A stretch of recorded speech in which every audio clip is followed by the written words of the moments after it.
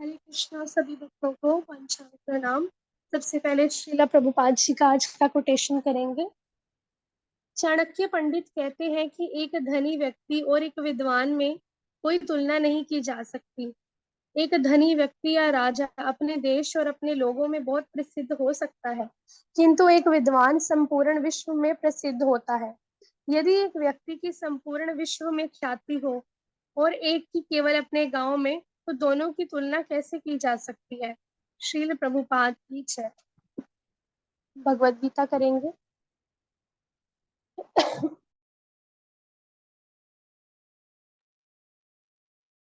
Bhagavad Gita chapter 2 verse number 3। कैलभ्यम मां संगमः पार्थ नाम एतत्त्वय उपपद्यते क्षुद्रम हृदय दौर्बल्यम त्यक्त्वा उत्तिष्ठ परंतप। अनुवाद। हे पृथा पुत्र, इस हीन नपुंसकता को प्राप्त मत हो। तुम्हें यह शोभा नहीं देती। हे शत्रुओं के दमन करता, हृदय की क्षुद्र दुर्बलता को त्याग कर युद्ध के लिए खड़े हो। माता जी तात्पर्य पढ़िए। हरे कृष्णा जी माता जी। तात्पर्य जगत गुरु शील प्रभुपाद द्वारा शील प्रभुपाद की जय। अर्जुन को पृथा पुत्र के रूप में संबोधित किया गया है। पृथा कृष्ण के पिता वसुदेव की बहन थी, अतः कृष्ण के साथ अर्जुन का रक्त संबंध था। यदि क्षत्रिय पुत्र लड़ने से मना करता है तो वह नाम का क्षत्रिय है, और यदि ब्राह्मण पुत्र अपवित्र कार्य करता है तो वह नाम का ब्राह्मण है। ऐसे क्षत्रिय तथा ब्राह्मण अपने पिता के अयोग्य पुत्र होते हैं। अतः कृष्ण यह नहीं चाहते थे कि अर्जुन अयोग्य क्षत्रिय पुत्र कहलाए। अर्जुन कृष्ण का घनिष्ठम मित्र था और कृष्ण प्रत्यक्ष रूप से उनके रथ का संचालन कर रहे थे। किंतु इन सब गुणों के होते हुए भी यदि अर्जुन युद्ध भूमि को छोड़ता है तो वह अत्यंत निंदनीय कार्य करेगा। अतः श्री कृष्ण ने कहा कि ऐसी प्रवृत्ति अर्जुन के व्यक्तित्व को शोभा नहीं देती। अर्जुन यह तर्क कर सकता था कि वह परम पूज्य भीष्म तथा स्वजनों के प्रति उदार दृष्टिकोण के कारण युद्ध भूमि छोड़ रहा है, किंतु कृष्ण ऐसी उदारता को केवल हृदय दौर्बल्य मानते हैं। ऐसी झूठी उदारता का अनुमोदन एक भी शास्त्र नहीं करता।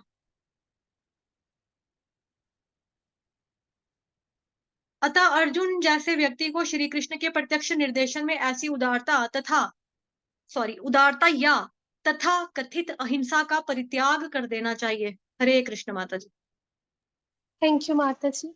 तो अभी थोड़ा सा कल का रिवाइज करेंगे। कल के वर्ष में हमने जाना कि जो श्री भगवान ही कह रहे थे सेकंड 2.2 वर्ष में कि भगवान श्री कृष्ण ने सबसे पहली बार मतलब भगवत गीता में कहा अर्जुन को कि तुम्हारे मन में कलमश कैसे आ गया, है ना। फिर क्या होता है, फिर भगवान जो होते हैं अर्जुन को ये बोलते हैं कि इससे उच्च लोक की नहीं अपयश की प्राप्ति होगी, क्योंकि ये मनुष्य के लिए बिल्कुल भी फेवरेबल नहीं है जो तुम सोच रहे हो, जो तुम्हारे मन में आ रहा है। फिर उसके बाद हमने सूरज की 3 अवस्थाओं से जाना कि जैसे भगवान को पहले कोई दिव्य ब्रह्म ज्योति जाता है, आगे जाता है तो उसको हृदय में बैठे परमात्मा का साक्षात्कार होता है, फिर आगे जाता है तो उसको पता चलता है कि भगवान आकार है, भगवान का फॉर्म भी है, स्वरूप की है, उनके नाम है अलग अलग। तो ऐसे ऐसे करके नॉलेज होती है, ठीक है। आगे फिर हमने ये जाना कि हमें कैसे पता चलेगा कि कृष्ण ही भगवान है।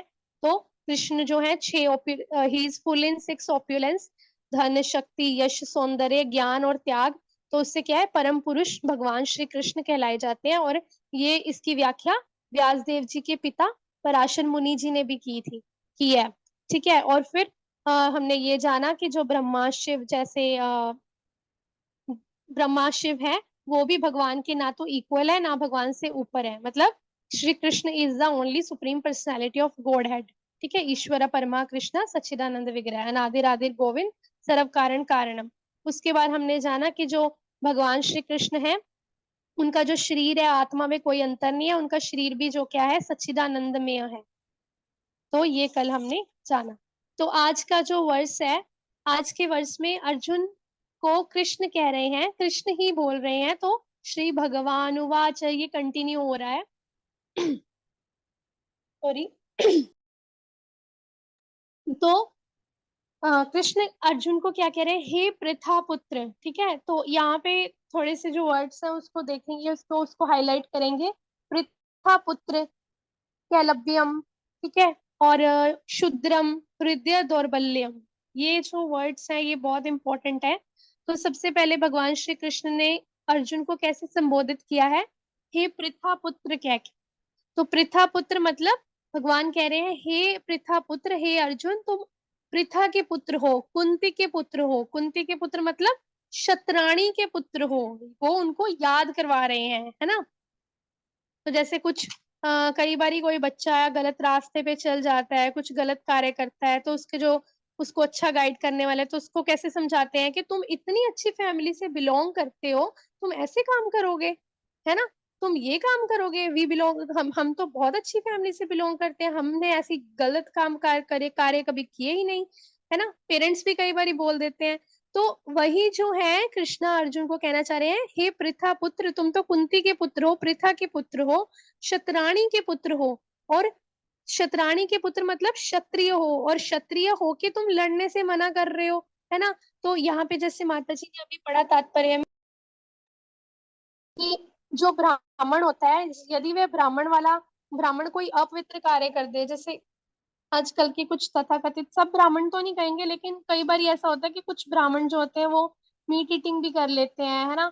और कई बार वो लहसुन प्याज भी खाते हैं। तो मतलब उनके जो होता है शास्त्रों का करना, लेकिन वो झूठ भी बोलते हैं, गलत कार्य में भी पड़ जाते हैं, है ना, ब्राह्मणों के भी। तो वो क्या हो जाता है, वो बिल्कुल अपने नाम से उल्ट उलट हो जाता है, तो वो नाम की ब्राह्मण है। और जैसे ही कोई क्षत्रिय है, और क्षत्रिय होकर भी वो कोई गलत कार्य करते, मतलब उल्टा कार्य करते, जो जो क्षत्रिय नहीं करते, तो फिर वो नाम का क्षत्रिय हुआ। तो वही जो भगवान श्री कृष्ण है अर्जुन को समझा रहे हैं कि तुम क्षत्रिय हो, और क्षत्रिय पुत्र अगर लड़ने से मना कर देता है तो तुम नाम के क्षत्रिय हो। और अर्जुन तुम तो आर्य हो, आर्य मतलब जो अपनी वैदिक संस्कृति के अकॉर्डिंग चले, उसका पालन करे, ठीक है। और तुम अनार्य मत बनो, तुम एक आर्य हो। और आगे भगवान श्री कृष्ण अर्जुन को क्या समझा रहे हैं, आगे कह रहे हैं कैलव्यम, ये वर्ड उन्होंने यूज किया है। तो इसका मतलब क्या है, नपुंसकता। तो नपुंसकता तो आप सबको पता ही होगा। तो ये जो है बहुत बड़ा अपशब्द होता है, ठीक है। अपशब्द मतलब एक क्षत्रिय के लिए जो है वो बिल्कुल भी मतलब ठीक वर्ड नहीं होता, एक अपशब्द होता है, बहुत बड़ा शब्द होता है, ठीक है। हाँ, तो ये चीज कह के जो कृष्णा है अर्जुन को कह रहे हैं कि तुम नपुंसकता को मत प्राप्त हो, तुम ऐसे मत बन के बैठो, ऐसे कायर मत बनो, तुम आर्य हो और तुम्हें ये सब शोभा नहीं दे रहा। ठीक है, क्योंकि अर्जुन की जो है वो अटैचमेंट हो गई है, अटैचमेंट होने के कारण वो क्या हो गए हैं, शोक संतप्त हो गए हैं, रथ के आसन पर बैठ गए हैं, शोक शोक युक्त होके। और हमने क्या पढ़ा था, अश्रु पूरित नेत्रों वाले, अश्रु भी आ गए हैं अर्जुन को, ठीक है। और इसीलिए जो भगवान श्री कृष्ण है उनको समझाना चाह रहे हैं ये सब कह के। और आगे क्या है, जैसे पेरेंट्स होते हैं, पेरेंट्स कई बार बोल देते हैं ना कि तुम तो इतने अच्छे खानदान से हो, तुम इतने बड़े खानदान से, तुम्हें ये सब बातें तुम्हें शोभा देती हैं, तुम्हें ये सब कार्य शोभा देते हैं जब कोई गलत रास्ते पे चला जाए। और स्पेशली ये कब होता है, स्पेशली अगर कोई इंडिया में बॉर्न है, ठीक है। इंडिया क्या है, वैदिक संस्कृति वैदिक सभ्यता का पालन करना जो है उसमें बहुत जरूरी है, ठीक है। वेदों का पालन करना, उसके अकॉर्डिंग चलना, शास्त्रों के अकॉर्डिंग, उसकी गाइडेंस, उसकी इंस्ट्रक्शंस के अकॉर्डिंग। लेकिन ये सब कैसे होता है, ये यहाँ पे अभी नेक्स्ट वर्ड है हृदय दौर्बल्यम, मतलब हृदय की दुर्बलता के कारण, lack of will power, lack of will power, lack of confidence. तो अर्जुन में क्या है, ये नहीं है, देखो यहाँ पे कोई शारीरिक दुर्बलता नहीं है, देखो शारीरिक दुर्बलता नहीं है कि अर्जुन शरीर से दुर्बल है या शरीर से कमजोर है, ऐसा कुछ भी नहीं है। वो एक बहुत बड़े क्षत्रिय हैं, वो बहुत स्ट्रांग है, ठीक है, और बहुत बड़े योद्धा है। लेकिन यहाँ पे इसीलिए वर्ड ये यूज हुआ है हृदय दौर्बल्यम, क्योंकि उनके अंदर हृदय की दुर्बलता आ गई, अज्ञानता के कारण उनका जो हृदय है, उनका जो दिल है वो दुर्बल हो गया है। मतलब एनर्जी ना रहनी दिल में, हार्ट में। और ये कब होता है, ये मतलब भगवान श्री कृष्ण कह रहे हैं ना, शुद्रम हृदय दौर्बल्यम, मतलब शूद्रों को होता है ये मतलब चलो ठीक है, ब्राह्मणों को भी ये शोभा नहीं देता, क्षत्रियों को भी, लेकिन जो शूद्र होते हैं कई बारी वो अपने कार्य से हट जाए पीछे कर्तव्य से, तो उनको ये दुर्बलता होता है। तो वैसे ही तुम शुद्र हृदय दौर्बल्य मतलब हृदय की दुर्बलता को मत लेकर आओ। ये कौन सी दुर्बलता है, मन की दुर्बलता, आध्यात्मिक दुर्बलता, और आगे क्या कह रहे हैं भगवान श्री कृष्ण, ये सब क्यों समझा रहे हैं, क्योंकि अर्जुन को है जो वो अटैचमेंट हो गई है। और अटैचमेंट कैसे हो गई है, जब अटैचमेंट हो जाती है तो हमारा जो हृदय होता है, हृदय कमजोर हो जाता है। हृदय की कमजोरी से आत्मा की कमजोरी आ जाती है। आत्मा की कमजोरी से जो मन होता है वो मन काम करना बंद कर देता है, ठीक है। मन नहीं लगता, बोलते हैं ना हम, कई बारी हमारा कार्य कार्य करना होता है लेकिन हृदय हमारा इतना कमजोर फील कर रहा होता है, कोई बात होती है लेकिन उससे हमारा मन नहीं करता।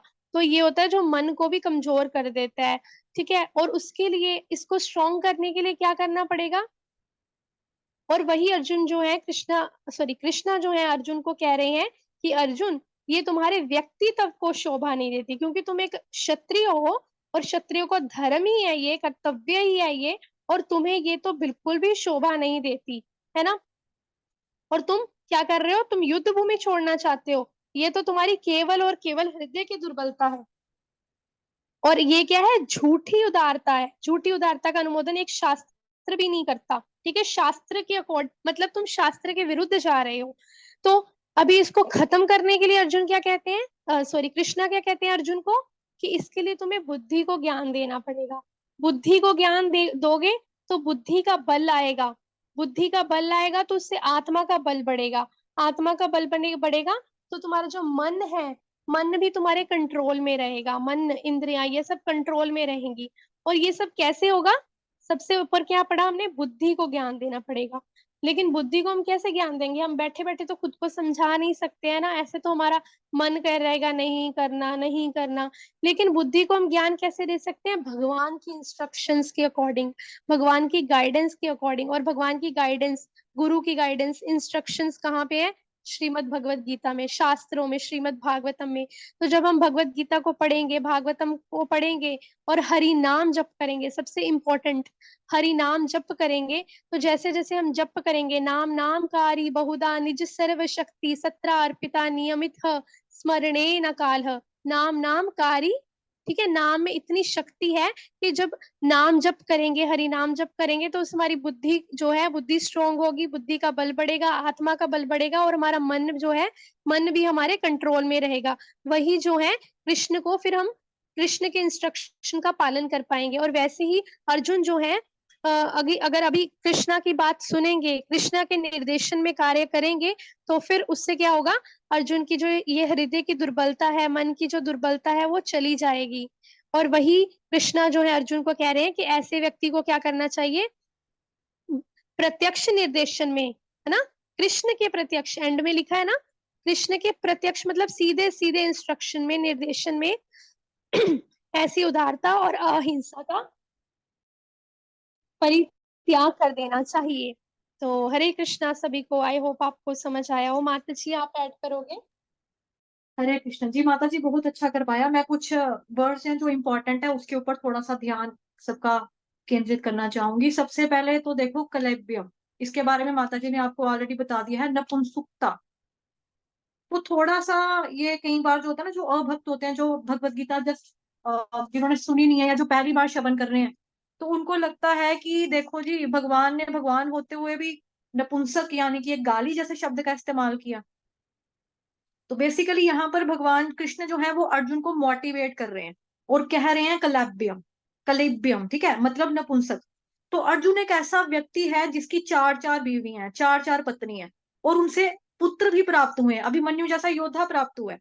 तो अर्जुन नपुंसक तो उस केस में बिल्कुल भी नहीं है। और इतना दम है उनमें कि इवन शिव जी के साथ उनका एक बार युद्ध हो गया था।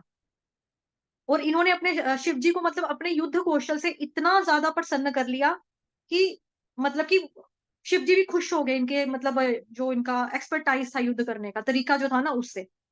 तो अर्जुन निश्चित रूप से नपुंसक तो बिल्कुल भी नहीं है। लेकिन यहाँ पर बेसिकली भगवान उनको डांट रहे हैं। क्यों? क्योंकि अभी वो जो कार्य कर रहे हैं वो नपुंसकता वाला कार्य कर रहे हैं। एक क्षत्रिय होते हुए कह रहे हैं कि मैं युद्ध नहीं लड़ूंगा, मैं भीख मांग के खा लूंगा, मैं जंगल में जाके रह लूंगा, मैं सन्यासी बन जाऊंगा, मैं जोगी बन जाऊंगा, है ना। तो इनको मारकर मेरे को पाप लगेगा, ऐसी वाली बातें जो है वो नपुंसकता वाली बातें मतलब है उनकी। और श्लोक के एंड में अगर हम देखें तो यहाँ पे देखो शुरू में कहाँ से हो रहा है कलव्यम, एंड कहाँ से हो रहा है परंतप, परंतप से। मतलब अर्जुन जैसे जो है ना, मतलब वो है शत्रुओं का दमन करने वाले। परंतप का मतलब होता है कि सामने वाले के छक्के छुड़ाने वाला इंसान। वो इतने एक्सपर्ट है आर्चरी में, इतना एक्सपर्ट है कि मतलब दोनों तरफ से तीर चला दिया करते थे। पहले भी मैंने आपको बताया था, जब शायद भगवत गीता पहले दिन दूसरे दिन शुरू हुई थी ना, पहले दिन ही शायद मैंने बताया था आपको। इतने एक्सपर्टाइज थे कि दोनों तरफ से दोनों हाथों से तीर चलाते थे वो।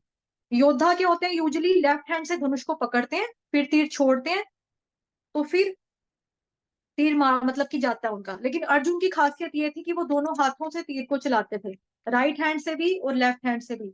और उनका तीर चलाने का जो तरीका था वो इतना ज्यादा फास्ट होता था कि सामने वाला व्यक्ति जो देखता था ना, वो सोचता रहता था तीर निकाला कब, चढ़ाया कब, खींचा कब, तो छोड़ा कब। इतना ज्यादा फास्ट मेथड उनका होता था तीर चलाने का। लोग हैरान परेशान हो जाते थे। तो यूजली योद्धा लोग लेफ्ट हैंड से धनुष पकड़ते थे, राइट हैंड से तीर खींचकर छोड़ते थे। लेकिन अर्जुन दोनों साइडों से, यानी कि सारी साइडों से तीर चला सकते थे और दोनों हाथों से तीर चला सकते थे। वो भी बहुत फास्ट उनका तरीका था। कोई भी देख नहीं पाता था, इतना तेज तरीका होता था। समझ नहीं आती थी लोगों को कि कहाँ से एक पर्टिकुलर पॉइंट से तीरों की बौछार निकल रही है, बस इतना पता लगता था लोगों को। इतनी निपुणता, इतनी दक्षता थी अर्जुन की। और वो परम तप थे। और कईयों को तो मार दिया करते थे, कुछ को तो तीर से उठाकर ना हवा में ऊपर भेज दिया करते थे। मतलब जो व्यक्ति है जो युद्ध करने के लिए आया, अंतरिक्ष में गया, और जब तक वो लोग नीचे वापस आएंगे, मतलब कि महाभारत के 18 दिन जो है ना वो पूरे भी हो चुके हैं। ऐसा हाल किया है उन्होंने, वास्तव में युद्ध में ऐसा किया है कि इंसान को तीर से ऊपर उठा दिया, हवा में उड़ा दिया, हवा में ही रहा वो 18-18 दिन तक। और नीचे का उतरा जब लड़ाई खत्म हो गई है महाभारत की। ऐसा। तो ये अर्जुन जो है बेसिकली इतने ज्यादा परंतप है, इतने ज्यादा दक्ष है। साथ ही परंतप का एक और मतलब होता है। परंतप का मतलब एक होता है कि जो जो तपस्या करने में बहुत ज्यादा एक्सपर्ट है, बहुत दक्ष है, जिसने तपस्या के रूप में मतलब तपस्या करके हासिल किया है, मतलब कि दक्षता को हासिल किया हुआ है, उसको बोला जाता है। क्योंकि तपस्या करना देखो हर एक के बस की बात नहीं होती है। लेकिन अर्जुन ने बहुत कठिन तपस्या भी की है। अर्जुन जो है बहुत पवित्र भी है, पवित्रता है उनके अंदर। इवन एक बार क्या होता है कि अर्जुन जो थे ना वो वहां गए, अपना स्वर्ग में जाते हैं। स्वर्ग में गए तो वहां पर इंद्रदेव उनको मिले। इंद्रदेव बहुत प्रसन्न हुए, उनको अपने पास बिठाया। तो अर्जुन जो थे वो स्वर्ग में घूम रहे थे। क्या हुआ वहां पे, उर्वशी, जिसके बारे में हम सब जानते हैं कि वो बहुत ही सुंदर है ना, उन्होंने उसको देखा, अर्जुन को देख लिया। तो अब उर्वशी ने जब अर्जुन को देखा, क्योंकि अर्जुन जो थे यंग थे और बहुत हैंडसम थे, उन्होंने क्या किया कि, एक सेकेंड, उन्होंने क्या किया कि जब उन्होंने उर्वशी को देखा ना, तो सॉरी, उर्वशी ने जब अर्जुन जी को देखा, वो बहुत हैंडसम थे, यंग थे, स्मार्ट थे। तो उर्वशी ने अपना इंटरेस्ट शो कर दिया उनके प्रति। लेकिन अर्जुन ने हाथ जोड़कर बोला, अरे आप तो मेरी माता के समान है, मैं ऐसा सोच भी नहीं सकता हूँ। तो उर्वशी जो थी उनको बहुत ज्यादा बुरा लग गया कि मैं इसको माता जी कहाँ से लग रही हूँ। तो अर्जुन ने बोला कि आप एक्चुअली इंद्रदेव जी की पत्नी, आप उनके साथ रहती हैं, तो उस रात में आप मेरी माता जी हुई। तो मैं आप आपके साथ मैं मतलब कुछ सोच भी नहीं सकता ऐसा। तो उर्वशी जो थी उनको बेसिकली ये लग रहा था मैं इतनी सुंदर हूँ और इसने मेरे को माता कहकर संबोधित कर दिया, माता बना दिया मेरे को। तो अर्जुन ने क्षमा याचना करते हुए बोला कि मैं आपका सम्मान करता हूँ, लेकिन मैं आपको इस निगाह से, इस नजर से नहीं देखता। तो अर्जुन इतने ज्यादा परंतप, इतने ज्यादा प्योर हैं कि इवन उर्वशी जैसी सुंदर स्त्री जो कि स्वर्ग की हैं, वो भी उनको अट्रैक्ट नहीं कर पाई, आकर्षित नहीं कर पाई। उनको अर्जुन ने माता जी बोल दिया। तो सुंदर स्त्री को भला कौन माता जी बोलेगा? कोई भी नहीं बोलता ना, पुरुष तो मतलब देखा जाए तो कोई भी नहीं बोलेगा। सुंदर स्त्री को देखकर तो आ, माता वाला भाव ही इनफैक्ट खत्म हो जाता है किसी का। लेकिन अर्जुन जो है वो कौन है, वो परम तप है। इतना ज्यादा तप है उनके अंदर, इतनी ज्यादा पवित्रता है उनके अंदर। ठीक है, किसी ने थोड़ा गलती से शायद लाइंस मार दी थी, तो मैंने स्क्रीन स्टॉप कर दी। तो प्लीज जो भी कर रहा था, अगर गलती से हुआ था तो इट्स ओके, बट जानबूझ के ऐसा मत कीजिए। ठीक है, आपसे रिक्वेस्ट है। तो इतनी ज्यादा मतलब कि परंतप है अर्जुन कि उन्होंने सुंदर स्त्री को भी माता कहकर संबोधित किया था। और हुआ क्या उसके बाद, जो उर्वशी थी उसको बहुत गुस्सा आ गया। इतना गुस्सा आया, इतना क्रोध हुआ कि उन्होंने श्राप दे दिया अर्जुन को कि तेरा तो ना पुरुष होना ही बेकार है, मैं तुझे श्राप देती हूँ कि तुम नपुंसक हो जाओ। फिर वो अर्जुन देव के पास चले गए, मतलब अर्जुन जो थे वो इंद्रदेव के पास चले गए। तो वहां जाकर बोले, मैंने तो ऋषि माता जी का देखो सम्मान किया था, लेकिन देखो ना इन्होंने तो गुस्से से मेरे को श्राप ही दे दिया, इतना ज्यादा बुरा मान बैठे हैं ये।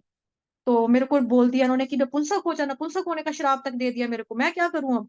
तो अर्जुन जो ऐसे जाकर बोलते हैं, तो इंद्रदेव कहता है कोई बात नहीं, जो उसने तुमको श्राप दिया ना, मैं उसको मिनिमाइज कर दूंगा, मैं मिनिमाइज करके देता हूँ। और वो जो श्राप है सिर्फ तुम्हारा 1 साल तक काम करेगा, 1 साल रहेगा, और वो जो 1 साल रहेगा ना, वो साल तुम अपनी पसंद से खुद चुन सकते हो कि भाई मेरे को कौन से साल में ये नपुंसक होने का श्राप सहन करना है। तो इस तरह से श्राप जो था वो घटकर 1 साल का हो गया। ऑफ कोर्स जो 1 साल का श्राप था वो अर्जुन ने यूज किया, कब यूज किया था, जब अज्ञातवास का टाइम था, जब वो विराट राजा के यहाँ पे रह रहे थे, एज अ बृहनाला के रूप में रह रहे थे। तो उस 1 साल में वो नपुंसक बनकर रहे। बट वैसे वो परंतप हैं, चाहे युद्ध कौशल की बात हो, चाहे तपस्या की बात हो। और तपस्या करके उन्होंने शिव जी को प्रसन्न किया, शिव जी आए थे उनके साथ युद्ध करने के लिए, युद्ध भी हुआ था। और कुछ जगहों पे लिखा है कि शिव जी हारे थे, और कुछ जगहों पे लिखा है कि अर्जुन जो थे वो हारे थे। तो ये मतलब कि हमारे थोड़ा सा डिफरेंट डिफरेंट ग्रंथ हैं जो कि अलग अलग व्यक्तियों के द्वारा लिखे गए हैं। तो उसमें थोड़ा सा ये हमें लगता है कि यहाँ पर लिखा है अर्जुन जी हारे हैं, वहां पे लिखा है शिव जी हारे हैं, तो क्या है, तो दोनों ही ग्रंथों के बेसिस पे मैंने अभी आपको ये बताया। तो वैसे जो है वो परंतप है। तो ये कहकर भगवान जो है श्री कृष्ण जो है अर्जुन को मोटिवेट कर रहे हैं कि ये नपुंसकता ना तेरे को शोभा नहीं देती है क्या ये, हो क्या रहा है ये। तो इस तरह से डांटना जो है वास्तव में कृपा है, ये गुरु का काम है, गुरु का काम है डांटना। क्यों, ताकि वो हमें कुरेक्ट कर सके। और हमें भी होना चाहिए कि अगर हमें डांट पड़ रही है ना, तो हम कुरेक्शन को एक्सेप्ट कर सके, हम रेडी हो सके कि टू टेक कुरेक्शन, की हाँ कोई बात नहीं, हमारे सुधार के लिए हमें बोल रहे हैं। तो हम अक्सर कुरेक्शन ले नहीं पाते हैं बेसिकली हमारे अहंकार की वजह से। अगर आपको कोई डांट रहा है उसको सह लो, अगर नहीं सह सकते हो तब भी चुप रहना चाहिए, ठीक है। बिकॉज देखो अगर कोई डांट रहा है ना, तो उससे क्या होता है, एक हमारा बेनिफिट ये भी होता है कि हमारा जो अहंकार है ना, ईगो, उसको चोट पहुंचती है, उसको ठेस पहुंचती है। और वो पहुंचना बहुत ज्यादा जरूरी होती है, नहीं तो हमारा अहंकार कभी भी खत्म नहीं होगा। अगर हम सहनशील नहीं बनेंगे ना, तो हमारा अहंकार जैसे का तैसा ही रहेगा, फिर तृणादपि सुनी चैन तो फिर कभी भी नहीं होगा। और कभी जब याद आ भी जाएगा तृणादपि सुनी चैन, तो हम बोलेंगे तृणादपि सुनी चैन गया जी तेल लेने के लिए, इसने मुझे ये बात बोली तो कैसे बोली, बोली तो कैसे बोली। तो हमें वैसा नहीं बनना है। जो अगर हमें डांट पड़ रही है तो हमें उसे एक्सेप्ट करना चाहिए, क्योंकि वो हमारे सुधार के लिए बेसिकली हो रहा है। और जैसा कि मैंने कल भी बताया था कि जब हमें गुरु या वैष्णव कोई सीनियर डिवोटी डांटते हैं, तो उनकी डांट को हमें कृपा के रूप में लेना चाहिए। हमें ये नहीं सोचना चाहिए कि हमारी बेइज्जती कर दीजिए, देखो इतने लोगों के सामने हमारी इंसल्ट की है इन्होंने। ऐसा हमें कभी भी नहीं सोचना चाहिए, उसको हमें एज अ फ्रूट लेना चाहिए कि हाँ हमें हमसे प्रेम करते हैं, तभी करके हमको डांट के हमें अच्छा बनाने की ट्राई कर रहे हैं, हमारे ऊपर समय लगाया है, हमें बारीकी से देखा है, हमारे नुक्स पकड़े हैं, हमारे नुक्स हमें हमारे मुंह के ऊपर बता रहे हैं ताकि हम अच्छा बन सके। तो इस तरह से हमें अहंकार की वजह से हमको कई बार दुख लगता है, हमारे प्राइड की वजह से। तो फिर हम क्या करते हैं, गुरु को उतना मान सम्मान नहीं दे पाते जितना हमारे गुरु महाराज बेसिकली अधिकारी होते हैं, मान सम्मान के हकदार होते हैं। और ये हम क्यों नहीं कर पाते, अपने अहंकार की वजह से। और जब अहंकार हमारा इतना ज्यादा हम मान लो एक्सप्रेस कर देते हैं अपने गुरु के सामने या वैष्णवों के सामने, यार हमको तो बुरा लगा तुम्हारा डांटना, हमें तो अच्छा नहीं लगा है, हमारे मतलब फेस पे ही एक्सप्रेशन आ जाते हैं ना, फेशियल एक्सप्रेशन जो होते हैं वो भी काफी कुछ बोल देते हैं, आंखें बोल देती हैं, मुंह से हम भले ही कुछ ना बोले, दिमाग में ठल ठल ठल ठल होता रहता है, मेरे को बोला, मेरे को बोला, मेरे को बोला, मेरे को बोला। तो जो गुरु महाराज होते हैं बेसिकली वो भांप जाते हैं इन चीजों को। क्योंकि गुरु महाराज बेसिकली क्या करते हैं, उनकी तो आंखों में एक तरह का स्कैनर लगा हुआ है। स्कैनर जैसे हम एक्सरे की मशीन होती है उसके ऊपर लेटते हैं, तो हमारे पूरे अंदर का वो टेस्ट कर लेते हैं ना, कि कहाँ फेफड़े में कहाँ बंद है, कहाँ पे हड्डी टूटी है, कहाँ पे क्या घाव है, इसको अंदर क्या चोट लगी है, कहाँ मांस फटा हुआ है, पूरा पता लग जाता है एक्सरे की मशीन में। तो उसी तरह से एक्सरे की मशीन जो है गुरु महाराज की आंखों में होती है, वो सब कुछ देख कर भांप लेते हैं। तो फिर गुरु महाराज भी क्या कहते हैं, अच्छा यार इसकी ईगो हर्ट हो रही है, छोड़ देते हैं इसको, रहने दो, जो कर रहा है करने दो, भक्ति कर रहा है जैसे तैसे कर रहा है करने दो, चलो इट्स ओके, छोड़ो इसको, क्योंकि इसको हर्ट होता है, इसका ईगो हर्ट होता है। और जब वास्तव में जब ऐसा सोच लेते हैं गुरु महाराज, तो वो हमारे गिरने के चांसेस हो जाते हैं, पतन होने के चांस हो जाते हैं, कि हमें तो अब सुधारने वाला ही कोई नहीं है, हमें तो अब बताने वाला कोई नहीं कि हम क्या गलत कर रहे हैं। तो ऐसे केस में जो होता है, वो हमारे लिए बड़ी ही बदनसीबी वाली बात हो जाती है, मतलब बेकिस्मत वाली बात हो जाती है कि हम कितना, मतलब हमने क्या कर लिया, मतलब एक तरह का कोई ऐसा पाप कर्म ही आगे आ जाता है जो हम अपने अहंकार की वजह से हम सुन ही नहीं पाते, अपने बड़ों की डांट या अपने वैष्णवों की डांट, है ना। तो डांट पड़ रही है, दैट्स ओके। अगर आपको दुख लग रहा है ना, अहंकार हो रहा है, मतलब आंसू निकल रहे हैं, खुंदक चढ़ रही है, गुस्सा आ रहा है, तब भी बर्दाश्त करो। उससे आपका अहंकार ईगो ही कम होगा और कुछ नहीं होगा। मतलब डांटने से हमें फिजिकली हर्ट नहीं हो रहा, फिजिकली हर्ट कब होगा? जब हम पे प्रहार किया जाता है, हम पे अटैक किया जाता है, हमें थप्पड़ मार दिया, हमारा सिर के ऊपर ईंट मार दी, हथौड़ा मार दिया, डंडा मार दिया, तब हमें लगेगा कि यार हमारे ऊपर फिजिकली अटैक हुआ है, तो मेरे को देखो यहाँ से खून आ गया, देखो मेरे को यहाँ से नील पड़ गया, देखो इससे मेरे बाल खींचे, मेरे बाल ही निकल गए। तो वो हो गया फिजिकली आपको हर्ट करना। लेकिन ये जो है मन को हर्ट करना, अहंकार को हर्ट करना, ये गुड है, ये अच्छी बात है। तो डांट पड़ना जो बहुत अच्छी बात होती है। तो यहाँ पर क्लेब्यम, अर्जुन को बोलकर डांटा गया है, नपुंसक बोल के डांटा गया है। साथ ही श्लोक की जो सेकंड लाइन की स्टार्ट में देखो, शुद्रम हृदय दौरभ्यम, ये माता जी ऑलरेडी वैसे बता चुकी हैं, बट अभी पूरा ही मैं कवर करवा देती हूँ एक बार, क्योंकि आप में से काफी लोग जो है मैं देख पा रही हूँ अभी अभी जुड़ रहे हैं। ठीक है। शुद्रम हृदय दौर्लभ्यम का मतलब हुआ, क्यों नहीं लड़ रहे हो? ये कोई करुणा नहीं है, ये हृदय की कमजोरी है, दुर्बलता है वास्तव में। जैसे हम अपने अंदर की कमजोरियों से लड़ नहीं पाते हैं, अब यहाँ से प्रैक्टिकली बातें भी है, जैसे हम अपनी अंदर की कमजोरियों से लड़ नहीं पाते हैं। क्यों? क्योंकि हमारे हृदय की दुर्बलता की वजह से नहीं लड़ पाते हैं, कि मैं ये कार्य नहीं कर सकता, इतना टाइम हो गया मेरे को अपनी वासनाओं से लड़ते लड़ते, मैं थक गया हूँ, भगवान जी मैं थक गया हूँ। तो उसको क्या बताएंगे? अच्छा तुम थक गए हो, तुम्हारे अंदर बड़ी करुणा आ गई है, तुम बड़े सॉफ्ट हार्टेड हो, इसलिए। नहीं नहीं नहीं, ये बात नहीं है वास्तव में। तो क्या बात है? शुद्रम हृदय दौर्लभ्यम, व्यक्ति घुटने टेक देता है, अपनी कमियों से लड़ना छोड़ देता है, अपनी जो कमियां होती हैं उसके आगे लड़ना छोड़ देता है। तो कमियां क्या है हमारी? काम की कमी है हमारे अंदर, क्रोध की कमी है हमारे अंदर, लोभ की कमी है हमारे अंदर, मद की कमी है हमारे अंदर, मत्सर की कमी है हमारे अंदर, ईर्ष्या की कमी है हमारे अंदर, द्वेष की कमी है हमारे अंदर, अहंकार की वजह से। ये सारी कमियां ही है हमारे अंदर। किसी को अच्छा मिल गया, उसको हमें देखकर साड़ा पड़ गया कि हाय ये कैसे हो गया, इतने साल हो गया फिर भी मैं युद्ध नहीं लड़ पा रहा हूँ। तो हृदय की ये दुर्बलता है, शुद्र की दुर्बलता है। तो इसको क्या बोलना है? आगे देखो क्या लिखा है यहाँ पे, त्यक्त्वो नितिष्ठ, त्यक त्यक्त्वो तिष्ठ, तिष्ठ, त्यक्त्वो तिष्ठ, यानी कि उत्तिष्ठ। आगे क्या लिखा है? दो वर्ड्स हैं, त्यक्त्व। त्यक्त्व का मतलब त्याग कर दो, त्याग कर दो। किनका? अपनी कमियों का त्याग कर दो ना, जो कमियां अभी अभी जस्ट मैंने बताई ना, काम क्रोध लोभ मोह मद मत्सर अहंकार ईर्ष्या द्वेष, ये सारी चीजें त्यक्तो, इनको त्याग कर दो। और तिष्ठ, त्यक्त्वा तिष्ठ, देखो मैं बार बार क्यों बोल रही हूँ, क्योंकि मैं तोड़ तोड़ के बोल रही हूँ ताकि आपको समझ में आ जाए। त्यक्त्वो तिष्ठ, त्यक्त्वो तिष्ठ, तिष्ठ का उत्तिष्ठ, उत्तिष्ठ का मतलब होता है खड़े हो जाओ, उठो। इनको त्याग कर खड़ा ही होना है तुमको। और हमको भी ये जो कमियां जिनके नाम बताए, काम क्रोध इत्यादि, इनको हमें त्याग कर खड़ा होना है। So we must fight. ये मनुष्य जीवन हमको मिला है, किस लिए मिला है? अपने अंदर की कमजोरियों से लड़ने के लिए मिला है। इनके आगे घुटने टेकने के लिए, मत्थे टेकने के लिए नहीं मिला है हमको, है ना। तो इसीलिए यहाँ पर अर्जुन को परम तप कहकर भगवान जी बता रहे हैं, और हमको भी बता रहे हैं कि तुम भी युद्ध लड़ सकते हो, तुम भी अपनी कमियों को खत्म करके अच्छा बन सकते हो। यू आर सुपीरियर एनर्जी, वास्तव में तुम मेरी पराशक्ति हो जीवात्मा, आप चेतन शक्ति हो। इसलिए पदार्थ निम्न स्तर का है। यू कैन फाइट, लड़ना है तुमको, उठो उठो उठो, लड़ो लड़ो लड़ो, यू कैन फाइट। तो इसलिए जिस तरह से भगवान अर्जुन को प्रेरित कर रहे हैं, हमको भी प्रेरित कर रहे हैं कि हमें भी अपनी अंदर की बुराइयों से लड़ना है। हमें क्षुद्र हृदय दौर्लभ्यम नहीं बनना है, हमें कलभ्यम नहीं करना है। इसलिए भगवान जी को अर्जुन जो है ये कहकर संबोधित करें कि तुम्हें नपुंसकता का कार्य नहीं करना है, तुम्हें उठकर लड़ना है। ये चीज है। तो आज की शिक्षा भी अब दे दी है, माता जी ने भी बता दिया था, जैसे माता जी ने शिक्षाष्टकम का श्लोक दिया था, नाम नामकारी, है ना। तो यही है हमें कि हमें अपनी जो अंदर की दुर्बलताएं हैं, है ना, अपने अंदर की कमजोरियां, अपने अंदर की कमियां, काम क्रोध इत्यादि, उनको हमें कैसे खत्म करना है? हरे कृष्ण महामंत्र का जप करके करना है, प्रमाणिक गुरु की शरण में जाना है, उनसे हरि नाम की दीक्षा लेनी है, प्रमाणिक स्रोतों से सुनना है, जगत गुरु श्रीला प्रभुपाद जी की भगवत गीता श्रीमद् भागवतम पढ़ना है, श्रवण करना है, चिंतन करना है, मनन करना है, उसको अपने जीवन में ढालना है, उतारना है, और हमें वापिस कृष्ण प्रेम प्राप्त करके गोलोक वृंदावन धाम जाना है। ठीक है जी। तो ये था हमारा आज का। हरे कृष्णा। हरे कृष्णा। माता जी कुछ ऐड करना चाहेंगी आप? हरे कृष्णा नहीं, विनीता माता जी। ठीक है। सबको सब चीजें क्लियर हो गई? जी